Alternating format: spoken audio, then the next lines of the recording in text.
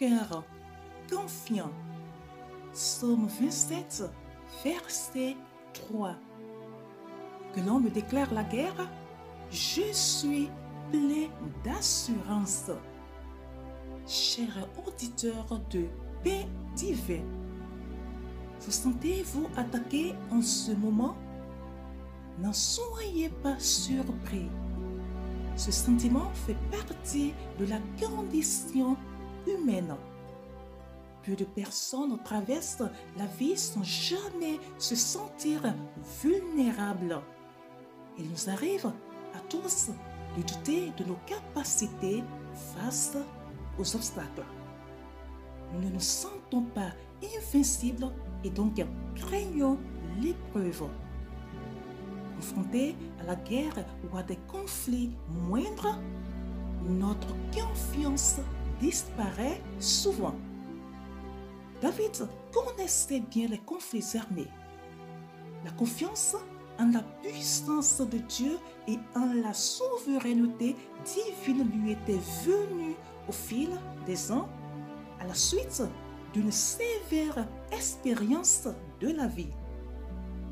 Quand il commence son psaume en affirmant que le Seigneur est sa lumière, son sauveur, et qu'il protège sa vie, il sait de quoi il parle, car il a dû s'appuyer sur Dieu pour survivre.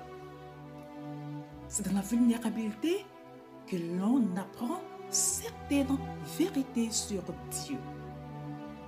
Les gens forts et confiants savent compter sur eux-mêmes. Les faibles et les démunis apprennent à compter sur Dieu. La question d'introduction de David dans ce psaume, à savoir « De qui aurais-je crainte ?» est purement rhétorique. Il connaît la réponse, c'est personne.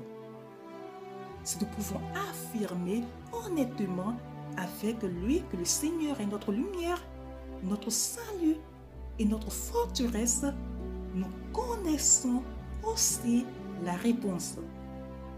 Personne ne peut nous faire peur. Si vous cherchez à avoir de l'assurance, prenez soin de placer votre confiance en la bonne personne. Le monde nous encourage à valoriser le modèle de l'autosuffisance, ce qui surestime la puissance humaine. Les chrétiens ne sont pas appelés à vivre selon ce modèle, mais à placer tout leur espoir dans le Dieu Tout-Puissant. Si nous avons besoin de force, notre être intérieur ne nous sera pas d'un grand secours, mais Dieu le sera.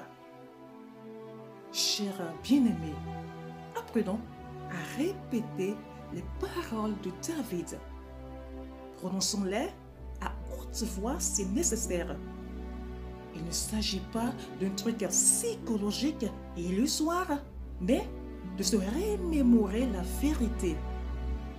Que l'on nous déclare la guerre, tout nous porte à croire que notre confiance en Dieu est bien fondée. Notre cœur peut rester sans crainte, car nous sommes les enfants de celui qui ne connaît pas la crainte. Très bonne méditation à vous. Shalom.